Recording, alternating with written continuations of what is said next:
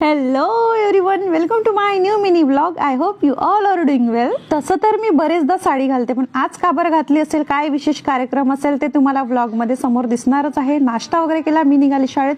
आज नाश्त्यामध्ये होत्या मुलांना चणे, म्हणजे शुद्ध भाषेत हरभऱ्याची उसळ. हो, आणि या वर्गात मला अजिबात करमत नाही, नुसतं कोंडल्यासारखं वाटते. खूप जुनी वर्ग खोली आहे. आज मी थोडंसं केलं बाहेर व्हिडिओ शूट. आज आमचे विस्तार अधिकारी मान्य चापले सर हे आले होते शाळेमध्ये व्हिजिट करण्यासाठी, आणि बराच वेळ ते बसून होते. आज आमची होती शिक्षण परिषद, आणि तीही मॉन्टफोर्ड स्कूलमध्ये जामठ्याला. आणि पहिल्यांदाच आमची शिक्षण परिषद एखाद्या प्रायव्हेट शाळेमध्ये आयोजित केलेली होती.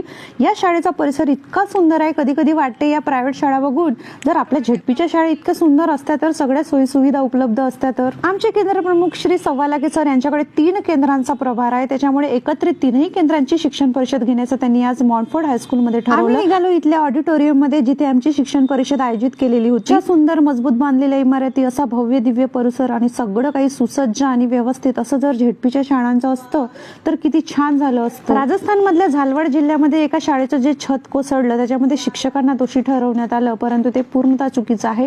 बांधकामामध्ये शिक्षकांचा कोणताही हात नसतो.